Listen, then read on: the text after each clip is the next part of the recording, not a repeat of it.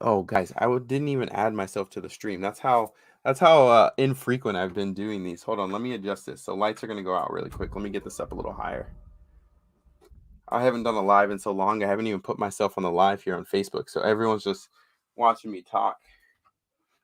All right, we got it now. Kinks are worked out. Okay.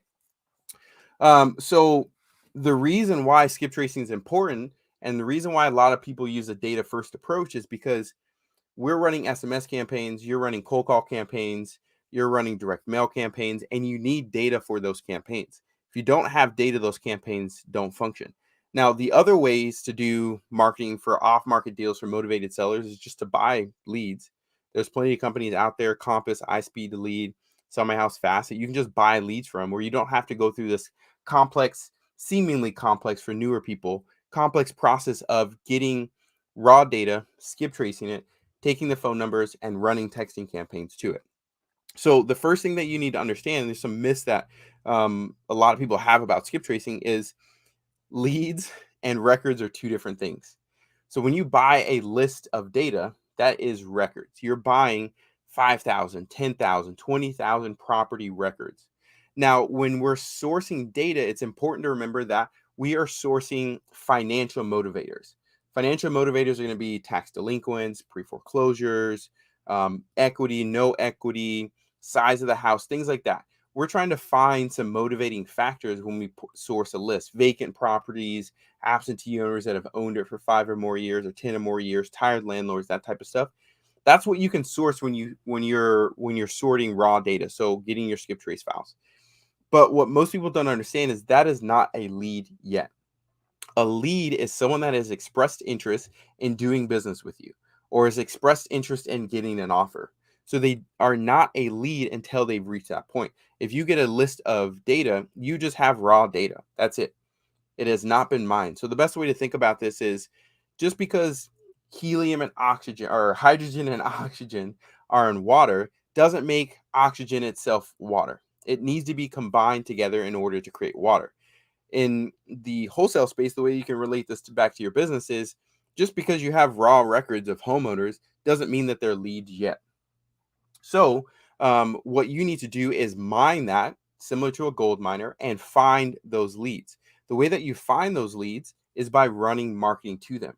Now, this is data marketing is strictly a numbers game. There's no way around it. There's no secret tactic. There's no trick. There's nothing that anyone knows that you don't know about doing data marketing other than the right ways to structure the data, the right ways to market to it, how frequently you should pull it. And I'm going to tell you some of that stuff today. But the reality is we're pulling a list. We're running text campaigns, cold call campaigns, direct mail campaigns, door knocking campaigns. There's 30 different ways you can market to property records. We're running this data to find the people that are interested in getting an offer on their house. That's plain and simple what data marketing is. There's no secret hack. There's scripts and stuff that you can use like that, but plain and simple, it's buy a bulk list of data, run marketing, get leads. It's that simple.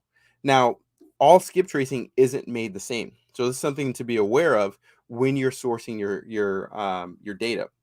So there's two parts when it comes to skip tracing data, and I'm looking here and there. So for IG, you can see me, and Facebook, you can see me here, and then also YouTube's down here too.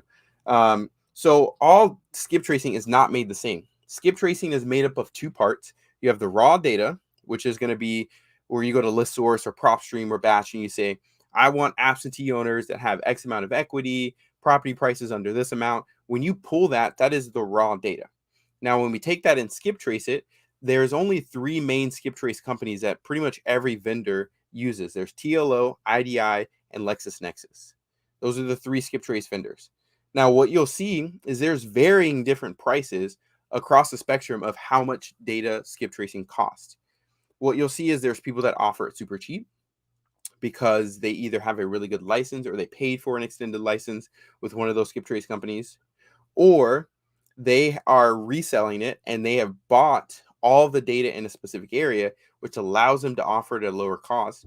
Or you see premium vendors that are actually taking the raw data and skip tracing it new every single time, which means they're going to have a lot higher costs than someone off of Fiverr or someone in a Facebook group that's like, hey, I can skip trace your stuff for 8 cents or 7 cents or 6 cents. Usually what I found across the board, and this is just the principle that I follow, is if it's super cheap, the price is too good to be true, that means the data is not going to perform very well for you.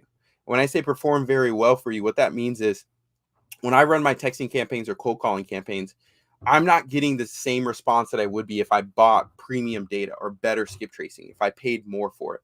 I'm just not getting the response that I want. So the way that you combat that is you have to send more marketing. So in the long run, if you're tracking your numbers, it ends up costing you just the same or more if you would have just bought the better data and you would spend less in marketing. So you have to keep track of these numbers. This is what we do with over 300 clients nationwide, is we track these numbers to see, okay, is a 1 cent difference in skip tracing make a difference in our campaigns? Well, yes, if the quality is different. If the quality is not the same, the skip tracing comes back with bad information. We're getting a ton of wrong numbers. We're getting a ton of people that are not actually there. They filtered in consumer data, which is not getting us accurate information. Then that skip tracing isn't made the same. So I don't want to be wasting my money on skip tracing that is not the same as others just because I can save a couple of pennies here or there. So to recap a couple of myths, leads and records are totally different. Not all skip tracing is the same. And with the third point is you don't need a ton of data to make this data marketing strategy work. A lot of people think in order for this to work, I have to have 100,000 plus records. I have to be pulling all this data to make it work. I'm never going to be able to afford to buy all this data. Um, what you will find out as you do this more often is there's only so much data in an area. So here in Phoenix, there's only a million plus properties that you can pull and skip trace. There's probably more than that, but let's just go with a million because I don't feel like looking up the number. So let's say there's a million total properties in an area. Now, of that, we know that 8 to 15% of those are going to be distressed. Not necessarily financial distress, but distressed sellers, meaning there's a timing issue, there's an emotional problem, there's actual damage to the property, which you can't really source in PropStream or Batch or any other skip tracing vendor. They have a financial distress. They have all these different factors that go on with a distressed seller. But of that, let's say there's 700 or 400,000 absentee owners. That 400,000 records of absentee owners never really expires unless they sell their property or they pass away, in which case they become a probate lead, which is still an opportunity for a wholesaler. So when I say you don't need a ton of data to make this work, you need the right types of data, but you also need a strategy for how you utilize this data. And what this comes down to is using a process that a lot of people have coined reverse wholesaling, which is essentially looking at where buyers are buying their properties, looking at what types of properties that they're buying first, and then focusing on those areas. You can use PropStream, you can use Batch, you can use Privy for all this stuff to do your buyer research, which I think is super important because you can really get on this treadmill of buying way too much data. For a lot of people, you're never going to need all the data that you buy. You end up buying crap stuff or end up buying duplicate records because um, you are, yes, I can see your comment if you have comments. But yes, you end up buying way too much data because you are not focusing in on areas where buyers are buying deals. So what this means is a lot of people I'll see will come to Phoenix or go to any other market. They'll look at the entire county, let's say Maricopa County here in Phoenix, and they'll just pull 10,000 absentee owners. Now that 10,000 absentee owners is going to be spread across the entire valley. But if you go do a research, you'll see that buyers are primarily buying in Mesa, South Phoenix, Scottsdale, Casa Grande's a different county, but they're buying in these smaller tertiary markets. So as an investor, as a wholesaler, why would I go buy 10,000 records scattered across the entire valley when I can focus in on buying 5,000 records in an area where I know I already have buyers? Because the name of the game for wholesaling is I don't want to be in an area where I can't find a buyer unless I know strategies like novations or it's a good market where I can use a different type of strategy.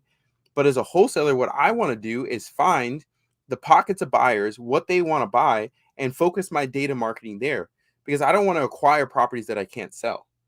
So when I say you don't need a ton of data, what that means is you don't need a ton of data scattered across the entire market. You need a good amount of data in a specific area, and you need a consistent plan for marketing to that data and following up with it and making sure that you can convert in those areas before you go buy data across an entire market or entire state. So those are the 3 myths about skip tracing. I'll recap those for you for anyone that's jumped on later. Leads and records are 2 different things. Water is made up of hydrogen and oxygen. You can't have water without either one of those. You can't have leads without someone saying, hey, I want to sell my property to you. If they don't say that, they're just a record. Not all skip tracing is the same. Sometimes it does make sense to save money on skip tracing, but most times what you'll see is you're going to end up spending that cost on the back end, running more marketing to sellers that you got from a cheaper vendor. And you don't need a ton of data to make data marketing work, which is pulling data, running marketing to it, getting leads from it. You need the right types of data. And that's what I'm going to go into next, is how to actually implement the data marketing strategy. So the way that I see it, there's really 3 ways to find motivated sellers as a wholesaler and as a flipper. There's data marketing, which I'll talk about today. There is marketing focused, which is I'm going to run PPC or Facebook ads, or I'm just going to buy leads from someone that does that. So I don't need to spend my time and effort trying to learn how to do PPC, trying to compete against people that spend hundreds of thousands of dollars a month on marketing. And then there is hustle marketing. Hustle marketing is for the people that are getting started. They're like, I have no cash, but I want to wholesale. I'm going to go out and knock on doors. I'm going to go drive for dollars. I'm going to go down to the county office and get those lists. I'm going to cold call myself. That's hustle marketing. Those are the 3 types, general broad ways to find motivated sellers. That is marketing focus, that is data marketing focus, and hustle marketing focus. Today, I'm only going to talk about data marketing, and other lives that we'll do here, which are going to be every Wednesday. I'll talk about different types of strategies, different things that I think are important. But today we're going to talk about data marketing strategy. So the first thing that comes with data marketing strategy is the list. What types of lists should you be pulling? Now, this one is nuanced because it changes market to market. When I say nuance, that basically means like I can't give you a broad statement to say, go pull this list, go pull this list, go pull this list, and you'll have success with it. In every market, it's different. Some markets, there are more absentee owners, and that's a property, that's a type of filter you'll want to go after. In some markets, there are more owner-occupied properties, and that's a filter that you'll want to go after. Some markets, there's a huge amount of tax defaults because of the way that the county reports it. So generally speaking, these are the top 3 that I recommend. Absentee owners, because that list never really expires. You want to go after high equity owners. Again, another list that never really expires, because I'm not necessarily looking for the most amount of financial distress when I'm pulling my list. Yes, well, those would be some of the lists that I recommend, which the other one is going to be tax defaults. The other ones that you can look at are going to be like code violations that you get from the city. And then you're also going to look at lists from. Okay, buddy. Thank you. That's my little guy. He likes to come interrupt. So you're going to be looking at code violations. You're going to be looking at water shutoffs. Those are smaller, more niche lists, but those you want your broad list, absentee, high equity, and then your smaller distress lists that you can't get usually like from PropStream or from Batch. You have to do a little bit of hustle effort to get those, because that gives you a blue ocean of opportunity. So you're going to stack things like tax defaults. You're going to stack things like pre-foreclosures and mix that into your data strategy. So those are the lists that I recommend. Now, marketing strategy, like I said, there are thousands, or not thousands, there's probably 30 or 40 different ways to find motivated sellers. Specifically, when it comes to data marketing, the top 3 are going to, or really the top 2 are going to be SMS campaigns and cold calling campaigns. Those are going to be your best 2. Now, for most people, SMS campaigns have a lower barrier of entry, which means I can buy 1,000 records and I can run a text campaign. Whereas if I go to cold calling, I have to pay $500 to $1,000 a month for the cold caller.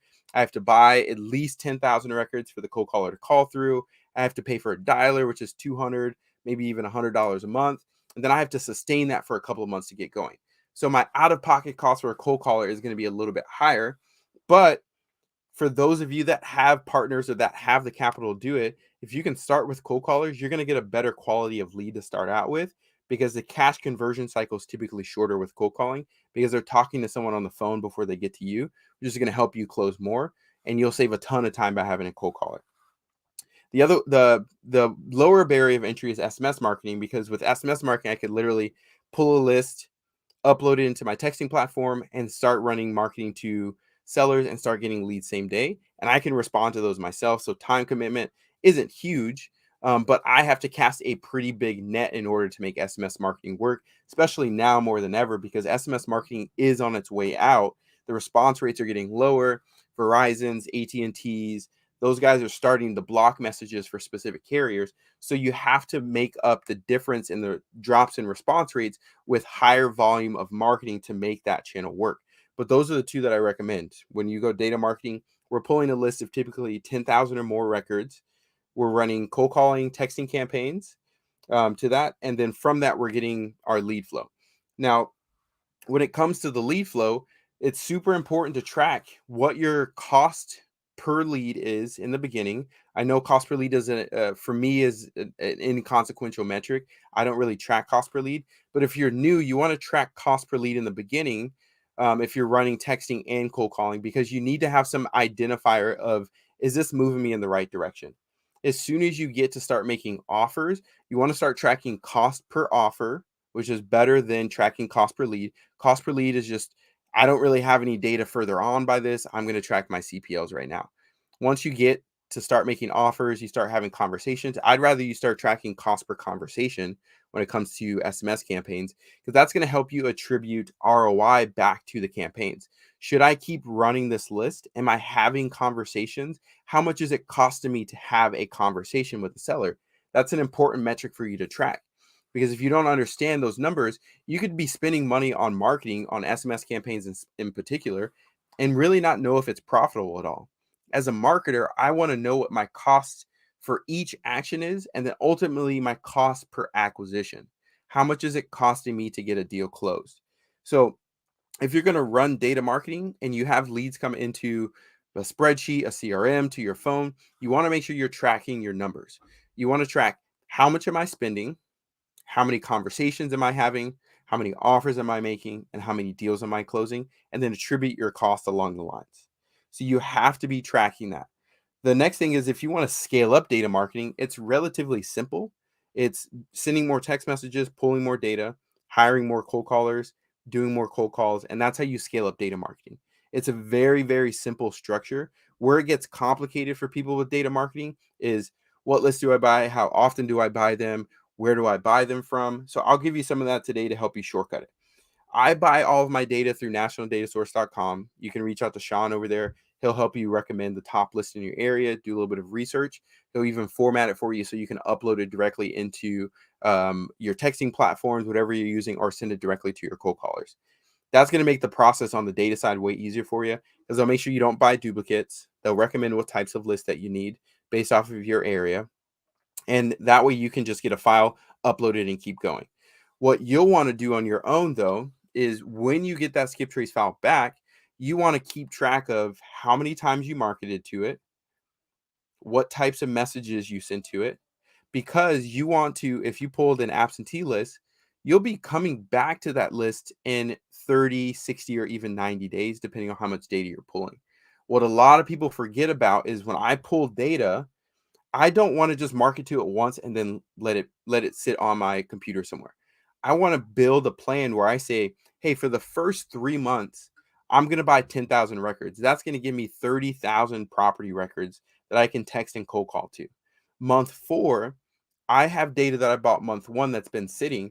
I am now going to take that and remarket back to it, because there are still sellers that maybe just the timing wasn't right, or they didn't respond, or they weren't ready to sell yet. I want to be consistently following up with that. A lot of people forget that step. They just go buy more data, or they say, oh, this area isn't working out. I bought all the absentee owners. I'm going to move on to another area because I heard virtual wholesaling was hot. No, that's a mistake. That's a mistake, because it's going to take you 6 to 12 times of reaching out to sellers before they're going to convert, or sometimes even have a conversation with you. So you want to build out a plan, a 12-month plan ideally, but for some people that are thinking shorter term, 6 months, and you want to map out, hey, this month I'm going to buy 10,000 records. Month 2, I'm going to buy another 10,000 records. And month 3, I'm going to take 2,000 or 3,000 non-responders from my previous month in month 1, I'm going to use that in month 3, and I'm only going to buy 5,000 records. And again, I'm focusing on areas where I have buyers or I know that there's buyer activity, because I don't want to just buy data across the whole market where there's people in North Scottsdale that I don't want to market to here in Phoenix. There's people down in Queen Creek that are buying new builds that I don't want to market to. So I'm not just going to go pull a broad list and market to everyone. I want to target in areas where I know I have buyers, where I know I'm most likely to get a deal, because that's going to help me get rid of that deal faster. And as wholesalers, we don't make money until we send a deal, until we sell a deal to a buyer. So we have to make sure we have buyers lined up. It's thinking with the end in mind. So that's going to help simplify the data side. Now, I'm going to give you some keys to how you can fix bad skip tracing or bad skip tracing strategies. The very first thing that comes to mind when we think about getting better results, period, in a business is systems. It's got to lead to systems. No matter what type of marketing you're doing, you have to have good systems. If you don't have good systems, you are going to lose a ton of money. Now, when I say systems, people go crazy and think that they need to have these complicated software tools. They need to have all these things set up before they can actually run a business. No, in reality, systems are just a step-by-step process or a set of processes that you put together that helps you maximize the business. So for wholesalers, what does that look like? You need to have some type of CRM. I don't care what it is. I'm not going to get into debates about what CRM is the best, which ones you should use. We create a custom Podio for all the clients that we work with because it's $24 a month. We can customize it however we want. It doesn't require a ton of capital or ton of time to learn how to use the software, but that's what we use. You want to have some type of CRM because every single lead that you generate needs to go into that CRM. Because you are now, if you're doing data marketing, you are now entering that lead into a system of follow-up. If you don't have a system that enables you to follow up, no amount of marketing is going to help you out. If you're doing data marketing, you're doing hustle marketing, you're doing marketing like PPC and Facebook ads and that type of stuff, you have to have a CRM, because the CRM is the system on the back end that allows you to turn your marketing dollars back into capital for the business. That's how you convert it. In our business, if we look at the numbers, very few, if any at all, it's usually like 8 to 12% maybe of new leads that come in buy something right away or convert right away. It's a very low number. If I ran my business off of just front end conversions, I'd be broke. And that's the way a lot of wholesalers are thinking. I buy a list, I run a marketing campaign, I get 15 leads, and if those 15 people don't buy, I'm going to buy another list and do it again. No, of those 15 people that turned into leads, 14 of those need to be followed up on every single day for that first week, and then every other day for the next week, and then twice a week for the next 6 months, and then once a month for the next 12 months until they tell us no or they block our phone number. A lot of people are not thinking about follow-up that way, because what I want to do is build an automated system or semi-automated system that allows me to take marketing dollars and recoup it. As a business owner, I know that I'm not going to convert everything right in the beginning. That's the lottery mindset. There's no business that does that. Not even Amazon. Think about in your own life, how many times you've gone to Amazon, put something in your cart and said, I'll get to it later. I know my cart is full of stuff on Amazon right now that I'm saving for later, that I'm waiting to buy, or I need to do some more research before I buy it. And those are easy, like click button things. Think about a person selling their house to you. It is not a click button thing. So you're telling me you want to make a couple of calls to them and expect them to sell you their house so you can go sell it to a buyer and make 20 grand or 10 grand or whatever you're going to make on the assignment fee? It's not realistic. What you should be expecting is for every lead that comes in, I have a 12-month plan of converting this lead into revenue. 12-month plan. I want to have a plan where I'm consistently following up with that seller, so when they are ready to sell, I'm the first person that's there. I want to map out 12 months because on average, it takes about 100 days for a wholesale transaction to close. And that's from first touch from a broad marketing campaign to multiple follow-ups to getting contracts signed to doing title work to doing all the stuff in between. A lot of you are just giving up way too fast. And you're only giving up too fast because you don't understand the numbers. It's one of those things that only someone that's been down the road can tell you after they've made it. We went hiking a couple months ago and someone said, "Hey, just so you know, up there it's a little tricky." It's the same thing with wholesaling. We've been down that road and we're coming back to tell you, "Hey, be patient. You got to do this in this way or you're not going to make it." If you avoid our advice or don't take our advice, you're going to get up to the mountain and be like, "I am not prepared for this." And that's unfortunately what a lot of people are doing. They're not prepared for it. They're not prepared for the patience that it takes. They're not prepared to follow up. And they're just looking for quick cash because somebody sold them that wholesaling was a get rich quick scheme. If you don't give up, you can't fail. And if you're tracking your numbers and you know exactly how many steps it takes, how many follow-ups it takes, what your return on advertising is, then the game becomes a lot clearer. It becomes like Neo seeing the Matrix. That's the way that I see it. I know that for every lead that comes in, it's going to take us X amount of days before that lead will respond, before that lead will have a conversation, before we send an offer to it. Because I know I track the numbers. You should be doing the same. In the beginning, you don't have a full life cycle of numbers to track. So you should be tracking how many leads came in, how many conversations did I have, how many offers did I make, how many of those offers got signed, and how many deals did I close. And you want to attribute your marketing spend across the board. So I spent $1,000 in marketing. That means I sent out, let's call it 2 offers. It's $500 per offer. That's what it's costing me. Because now I know as a business owner, what do I need to spend to get to my goals? For our clients, we put together a business calculator where we can plug in the numbers and see all this stuff. So we know exactly how much marketing we need to do to get them to their goal. A lot of people don't know exactly how much it takes to get to their goal. So the keys to getting better results from your skip tracing is have a system to maximize on your lead flow. Follow up on your leads. If you don't take anything else from this live today, make sure you follow up on your leads. Third thing is track your numbers. You have to track your numbers. If you don't know your numbers, you're dead in the water. You're driving from the East Coast to the West Coast with no GPS in the fog. You don't know where you're going. And you have to be patient. You have to be patient in the macro, aggressive in the micro.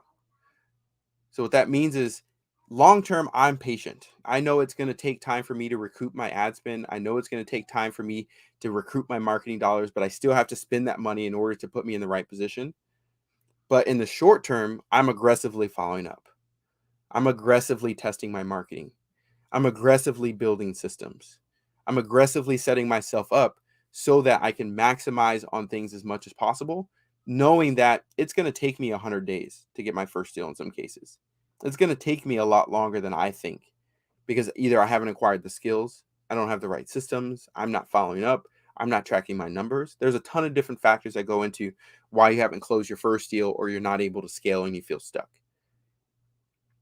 So I want to be aggressive in the short term, patient in the long term. And that's all I got for you today.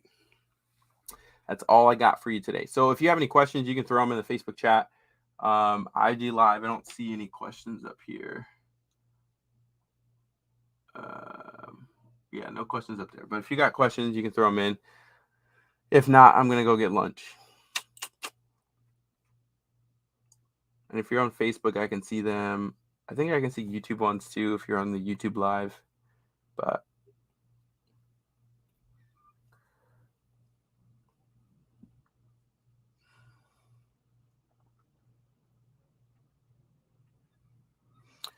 okay.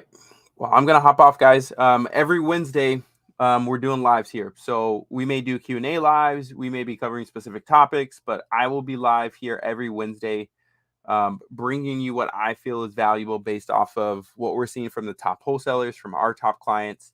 So I hope you guys enjoy it. You can always go back and watch the replay in our Facebook group. But yeah, thanks, Thomas. Thanks for jumping on. All right, bye, guys.